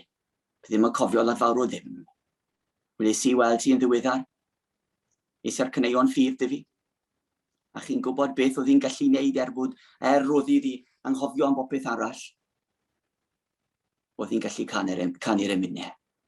Oedd hi'n gallu darllen y solfa. Oedd hi'n gallu darllen yr emynau. Ges i alwad i weld ti misoedd yn ôl nawr achos yr oedd Jenny ar ei gwyliangau hi. Nes i draw yn syth i weld ti. Dyw i ddim yr aelod gyda ni yn Saron Crinant. Nes i fugeilio i fi, yn awr i hangen hi. Nes i a chymundeb iddi, darllen y Beibl iddi. A chi'n gwybod beth? Nad oedd hi yn fy nabod i, roedd hi yn cofio popeth am Grist. A dwi'n hynod o ddiolchgar yn gyfleoedd fel hyn i fugeilio'n agos iawn a chariad yn anghalon i bobl special iawn fel Jenny. Nawr, dwi wedi sôn taw teulu ydy ni yn Saron Crinant fel pob eglwys ond i fel. Ac yn ni'n deulu sy'n joio bita bwyd yn gilydd, cymdeithasu gyda'n gilydd, rhannu lluniaeth gyda'n gilydd, sgwrsio yn gilydd ar ôl oedfaon. A dyma rhywbeth nes i ddechrau pan des i'n gweinidog yn Saron Crinant, aros ar ôl yr oedfaon, ddysgwyr o de, deisien ac yn y blaen. Ac mae wedi gwneud byd o wahaniaeth i gymdeithas yr eglwys rhaid dweud y gwir. Mae wedi gwneud y byd o wahaniaeth, achos ni'n teimlo o'r blaen nad oedd neb wir yn adnabod ei gilydd. Ond trwy'r oriau ar ôl y capel er enghraifft, mae wedi dod â pobl yn agosach at ein gilydd. Mae'r festri fel olfa i ni yn y capel. Ac i ni frwd iawn i groesawu i'r gymuned i mewn o'r capel hefyd. Ac ni wedi bod yn gwneud hyn dros gyfnod o o flynyddau nawr, trwy fyrru coffi i godi arian ar gyfer gwahanol elusennau, a chi'n gallu gweld lluniau fan hyn o fore coffi neswn ni roi ymlaen i godi arian ar gyfer Teens Unite Fighting Cancer am cwpl o flynyddau yn ôl. Ac wrth gwrs pan i ni'n teulu, i ni'n caru'n gilydd, ond i ni'n cydweithio, ond i ni. Mae'n bwysig bod pawb yn cydweithio fel rhan o deulu. Ac dwi'n frwd iawn i hybu cydweithio ymysg aelodau a ffrindiau Saron Crinant, bod pawb yn chwarae rhan pwysig iawn nhw yng nghymdeithas yr eglwys.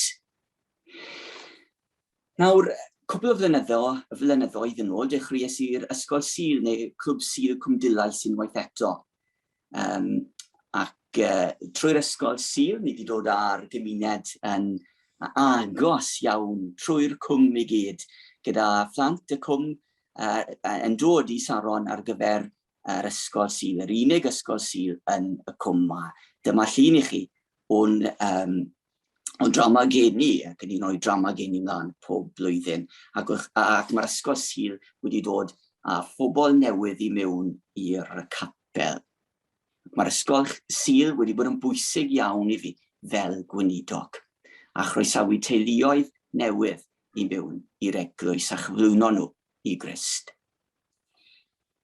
Nawr, pan des i'n gweinidog, dechreuais i hefyd astudiaeth Feiblaidd yn y festri pob nos Llun, ac mae hynny wedi dod â phobl yn agos iawn eto, yn agos iawn fel cymdeithas, ac wedi gadael i bobl a roi awydd yng nghalonau pobl i ddod i wybod Crist yn fwy a deallu air, ac yn cyd-ddarllen y Beibl gyda'n gilydd, cyd-drafod y Beibl gyda'n gilydd, unwaith eto dros ddisgled o de a tisien neu 2 neu 3. Nawr, pob blwyddyn, mae cenhadon o Brasil yn dod atom i Saron Crinant, ac yn ei roi noson o groeso mlaen iddyn nhw, ac maen nhw'n arwain oedfa hefyd gyda'r nos, ac mae'r cenhadon wedi bod yn fendith mawr i ni, ac wedi helpu fi yn bersonol i dyfu'n ysbrydol. Ac maen nhw hefyd, y cenhadon o Brasil, wedi ysbrydoli yn y wenedogaeth, ac mae'r cenhadon yn ysbrydoli'r eglwys pob blwyddyn pan maen nhw'n dod ato ni i bwrw mlaen, i geisio pethau newydd, ac i ddyfalbarhau yn y ffydd, achos mae eisiau ddyfalbarhau yn does.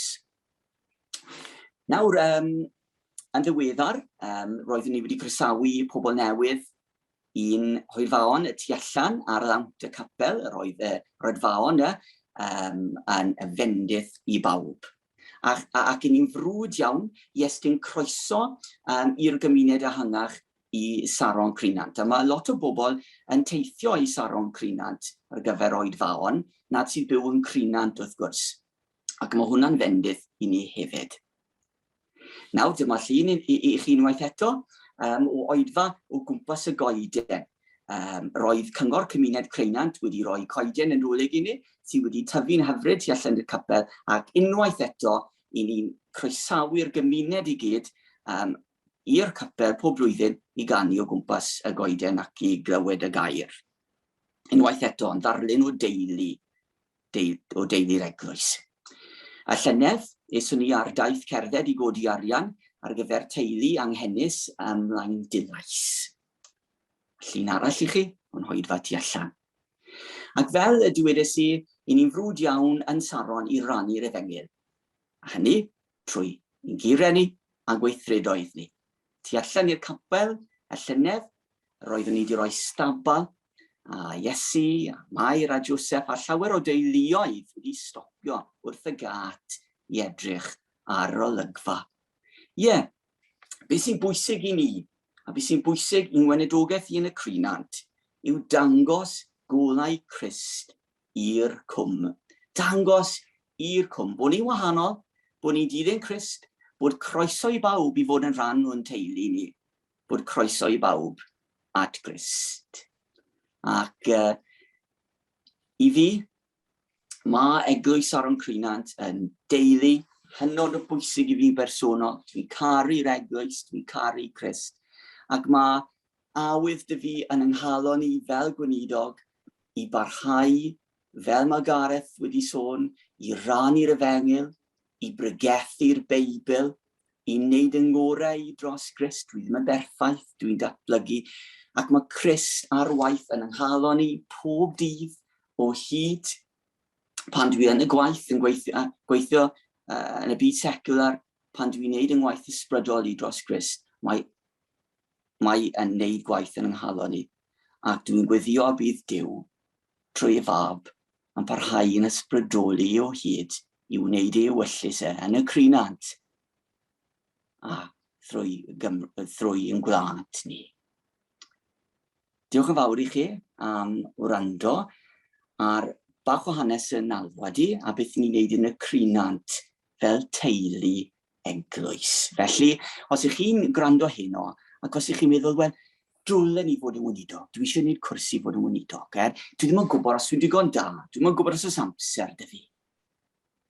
Newch peidiwch gwestiynu, dilynwch ar Alwad, dilynwch galwad Crist.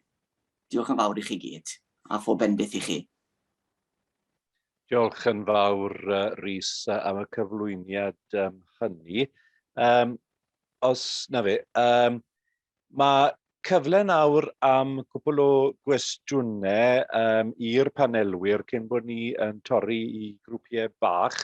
Mae un cwestiwn wedi dod i'r fei, felly cwestiwn i Gareth a Casi ac Elin a Rhys yw hwn. Shwt mae adfywio'r eglwys Iesu Grist yng Nghymru heddi, a shwt mae denu'r ifanc? Dyna'r cwestiwn i'r pedwar ohonoch chi. Pwy sy'n moyn mynd gynta? Shwt mae adfywio eglwys Iesu Grist yng Nghymru heddi, a shwt mae denu'r ifanc?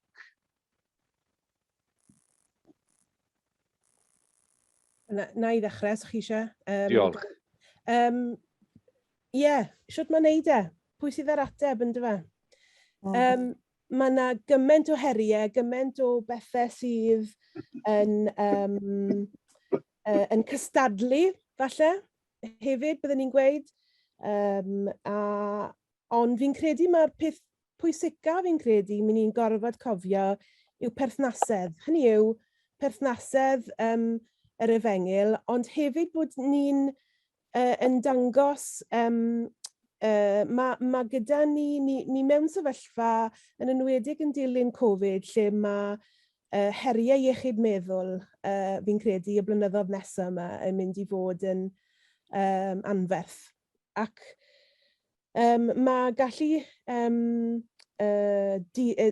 dygymod a delio ac unrhyw her bersonol fi'n teimlo yn beth pwysig iawn fi'n credu.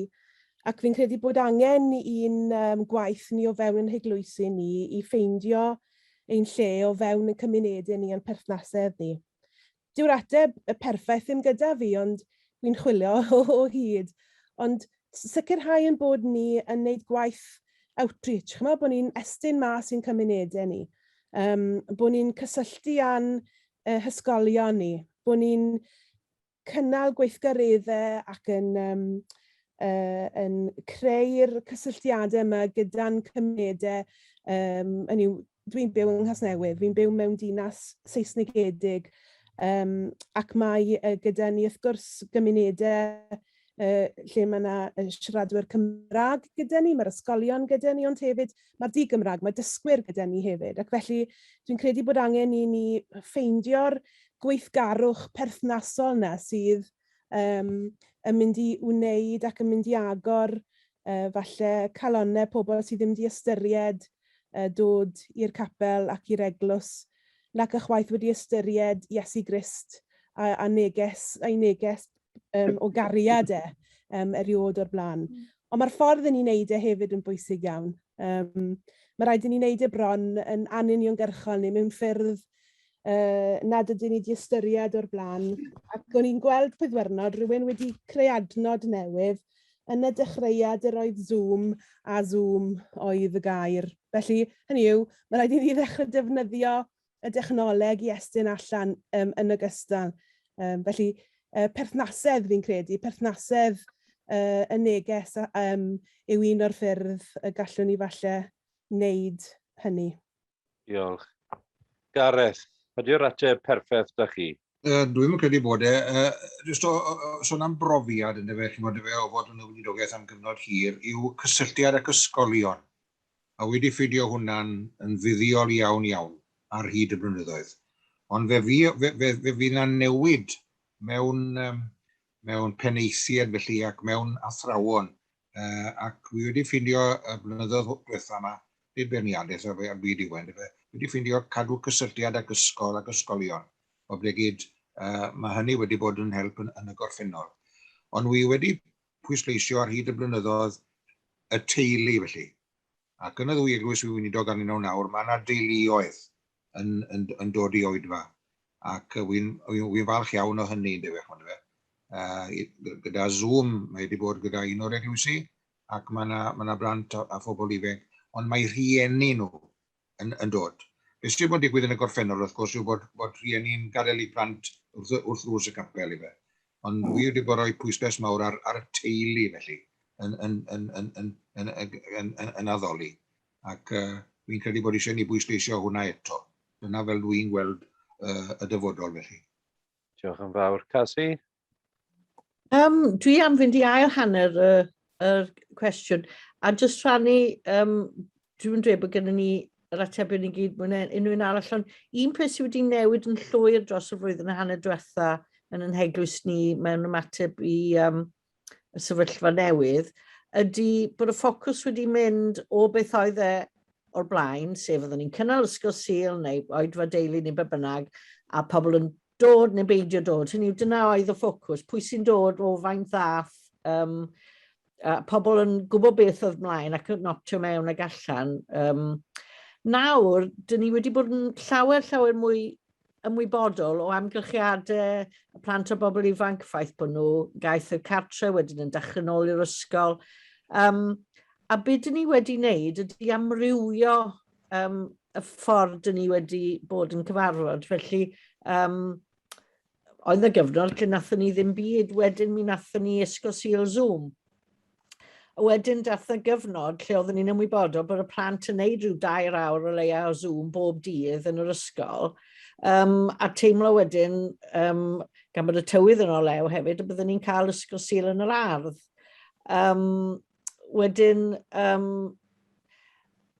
ond hynny yw bod ni, mewn gwirionedd wrth bod ni yn amrywio y ffordd yn estyn allan, a mewn ffordd, mae nifer diben draw o ffyrdd i wneud e. Mae'r ffocws wedyn yn mynd i ffwrdd ar adeilad, ond yn mynd at bod ni eisiau cadw cysylltiad am bod y plant o bobl ifanc yma yn golygu llawer i ni. Wedyn dwi'n meddwl falle bod ni wedi llwyddo dangos mwy o ddiddordeb yn y teuluoedd wrth bod ni, dan yr amgylchiadau mwy anodd. Wedyn, dwi'n meddwl bod yna fformula, does yna byth fformula, ond pan oedd Rhys yn siarad yn biti y cariad at yr aelodau ac yn ymlaen, dyna yw sylfaen pob gwaith gyda teuluoedd a phlant. Hynny yw, nid bod ni jyst yn disgwyl neu droi fyny beth ydyn ni'n trefnu, ond bod ni'n caru nhw a eisiau rhannu'r neges. Diolch yn fawr. Rhys? Wel, y peth mwyaf pwysig i fi yw pregethu'r efengil a dangos i eraill bod teulu ar gael yn yr eglwys iddyn nhw a gwredwr yn Iesu Grist. A dyn ni wedi tyfu eglwys Saron, ni'n eglwys fach iawn i ddweud y gwir, ond i ni wedi gweld tyfiant o ganlyniad i greu perthnasau gyda pobl, perthnasau newydd. Felly, creuwch berthnasau newydd gyda phobl yn y gymuned, yn y gymuned ehangach hefyd, a gesynwch allan iddyn nhw yn enw Iesu Grist. Newch yn siŵr bod nhw'n gwybod bod croeso iddyn nhw i'r capel, hyd yn oed i fore coffi neu rhyw fath o fun day. Plant, ewch i'r ysgol, gwahodd y plant i ffyndu'r capel gyda'i teuluoedd nhw, ond mae'n gallu gwneud byd o wahaniaeth. Felly, efengylu a chroesawu pobl i'r capel. Dyna, mae wedi bod yn rhywbeth enfawr i ni yn Crynant. Mwyn iddyn nhw, mwynhau clywed y gair, mwynhau cymdeithasu fel teulu, a mwynhau bod yn rhan o gymuned Crist. Diolch yn fawr. Diolch yn fawr am hynny. Felly, dyna'r cwestiynau. Rwy'n mynd i rannu chi nawr mewn i 4 grŵp. Felly, beth am gynnig bod y grwpiau yn dewis un o'r cwestiynau? Mae'r 4 arweinydd grŵp wedi derbyn cwestiynau, felly fydd Rodri yn eich rannu chi i 4. Rwy wedi gadael 1/4 awr i'r slot arbennig hwn, lle fydd hi'n gyfle i ryw 7 neu 8 ohonoch chi mewn grŵp i drafod ymhlith eich gilydd, ac os newch chi ddelio gyda un o'r cwestiynau, mi fydden ni'n hapus. Felly, Rodri, drwy wyrth y Zoom, gallwn ni gyd cael yn rannu nawr, plis. Felly, hoffen i gael rhywfaint o adborth. Yn y grwpiau FSC, fi'n credu oedd pawb yn trafod cwestiwn 1, felly byddai'n ddiddordeb, David, as rhywun wedi trafod cwestiwn 2 o gwbl hefyd. Felly, o amgylch y grwpiau, grŵp 1 oedd grŵp Casi, os dwi'n cofio'n iawn. Be wnaethoch chi drafod fanna, plis? Wel, athyn ni ar llawer o drywoddau. Gan bod Catrin yn ganol dweud rhywbeth mor ddifyr wrthyn ni pan nathon ni'n sydyn cael yn signo nôl i'r grŵp mawr. Catrin, fyddech chi'n fodlon rhannu'ch stori ynglyn â Castell Penfro, plis? Oce, iawn. O'n i jyst yn dweud, o'n i'n siarad, un o'r cwestiynau oedd gyda ni, oedd beth oedd neges fydde bobl am glywed, a ni'n gyd wedi cytuno mai neges taw Duw, cariad Duw, yw'r neges fydden ni gyd am roi mas na i bawb yn y byd, yn dyfe. A heddi, o'n i jyst yn dweud bod o'n i wedi bod mewn rhywbeth oedd eglwysi Saesneg, ond nhw ar y cyfryngau cymdeithasol, pob diwrnod a dweud y gwir, mae rhywun wedi bod yn rhoi myfyrdod ar y cyfrwng yma. A o'n nhw wedi penderfynu, maen nhw wedi gwneud bob blwyddyn, ond gafodd ei ganslo blwyddyn diwethaf oherwydd Covid. Praise and worship, so na beth oedd ar ran bob enwad, a dweud y gwir, pobl ddi-gapel, pobl sydd ddim yn mynd i eglwysi, wedi clywed amdano fe, a oedd am ddim yng Nghastell Penfro heddi o 12 o'r gloch nes bod hi'n 5. Felly oedd byddai'r rhai byddai'n mynd i'r capel, yn gallu mynd i'r capel ac ymuno nes ymlaen ac ati. Sound of Wales, felly byddai'r rhai o chi'n gwybod amdani nhw. Cath Woolridge, hi oedd yn leading the worship yn y digwyddiad. Ond oedd pobl o bob oedran yna, oedd plant bach yna, pobl ifanc, henoed, a just wedi dod at ei gilydd, o'ch chi'n gallu dod â picnic gyda chi os o'ch chi moyn, oedd bwyd na os o'ch chi moyn prynu bwyd, a dde just yn le fod pawb wedi dod at ei gilydd i gyd addoli Duw, ac oedd e'n ddiwrnod hyfryd, a dweud y gwir. Diolch yn fawr. Oes rhywbeth arall o grŵp Casi hoffech chi rannu ar grŵp mawr?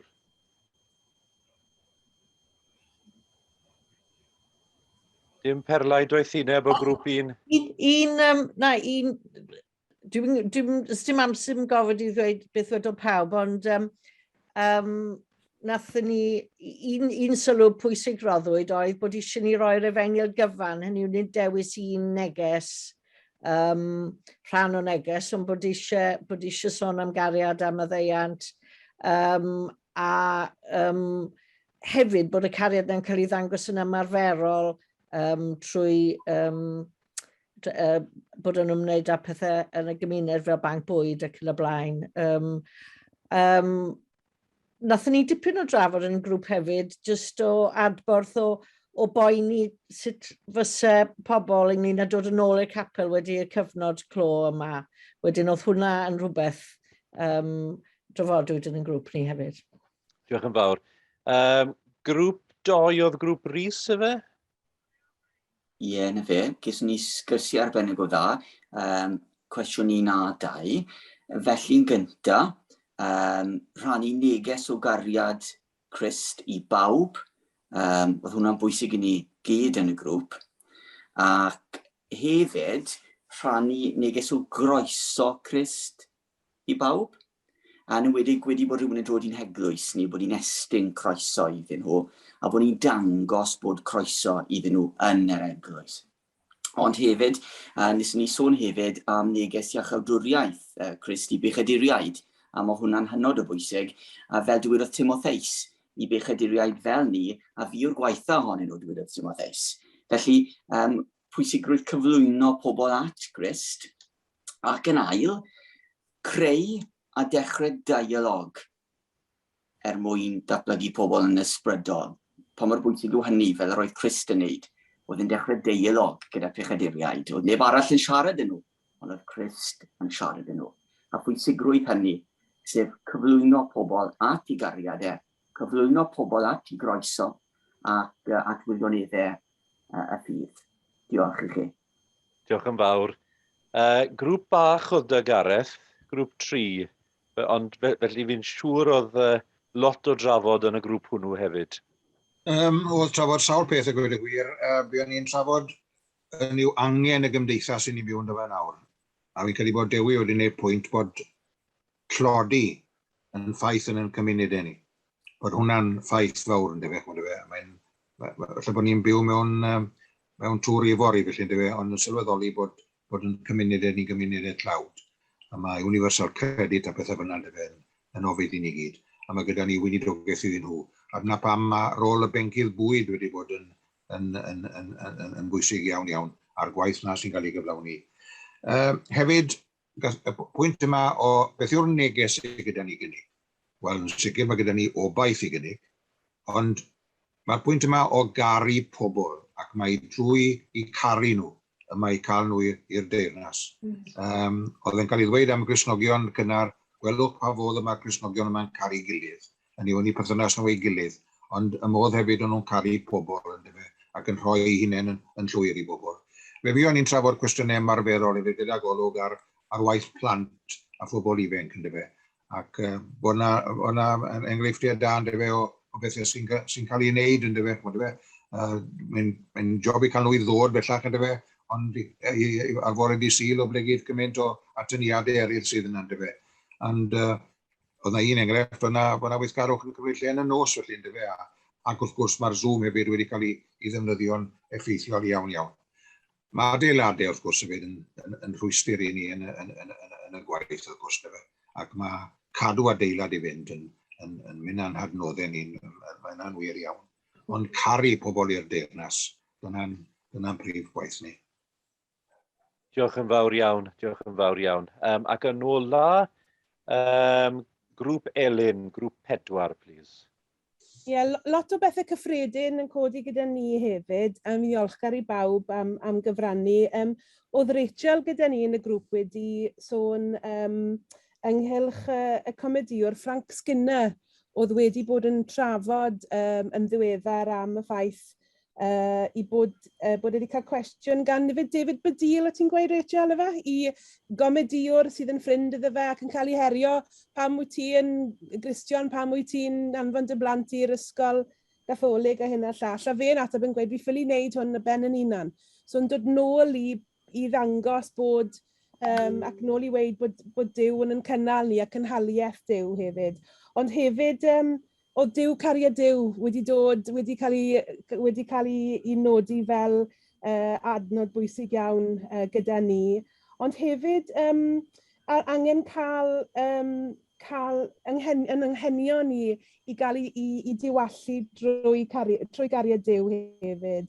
a bod cariad, ac yn enwedig yn ein hoes ni, y pwysigrwydd o gariad i bawb o fewn cymuned yn ddiwahân, a bod ni'n sicrhau yn bod ni fel cynulleidfaoedd ac fel eglwysi yn dangos y cariad agored na i bawb, pwy bynnag ydyn nhw.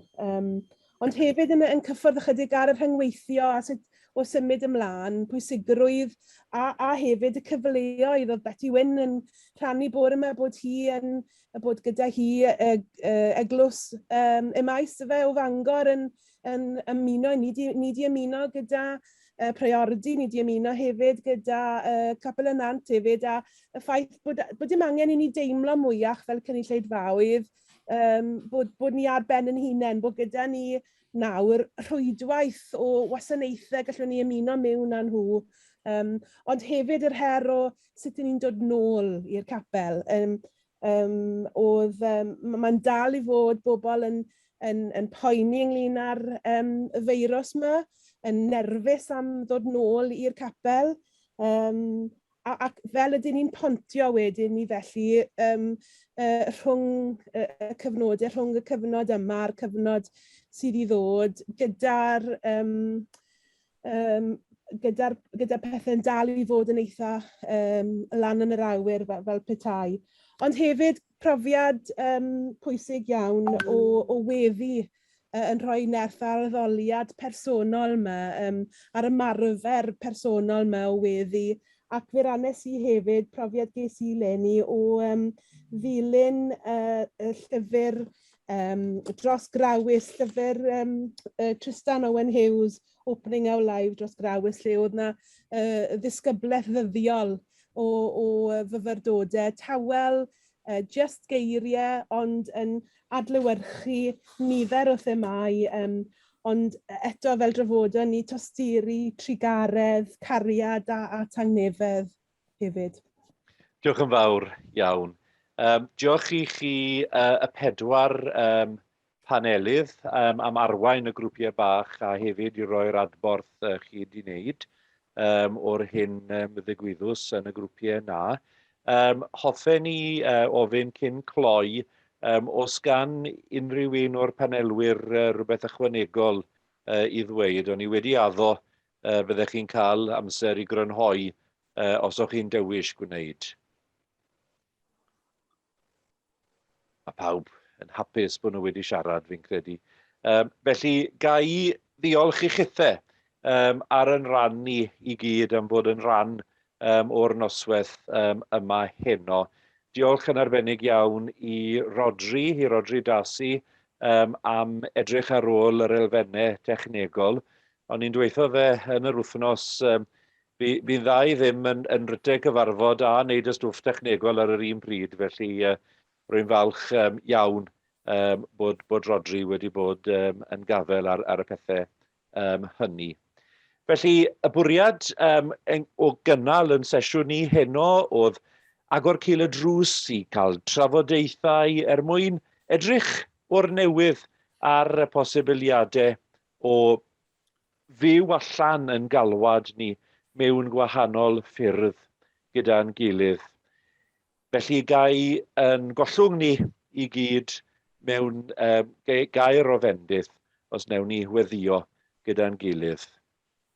Rydyn ni'n diolch i ti o arglwydd am y cyfle hwn heno i drafod gyda'n gilydd a rydyn ni yn ymwybodol iawn yn dynesu at ddwyrnod heddwch rhyngwladol. Mae ti yw yn heddwch ni. Ti yw'r un sydd wedi torri'r muriau oedd yn gwahaniaethu rhwng pobl, a ti yw'r un sydd wedi yn huno ni i gyd yn Iesu Grist. Bendithiau ni yn ngwahanol galwedigaethau, bendithiau ni yn yr alwad rwy ti wedi gosod arno ni i gyd, a gras yn harglwydd Iesu Grist, a chariad Duw, a chymdeithas yr Ysbryd Glân, a bo gyda ni o.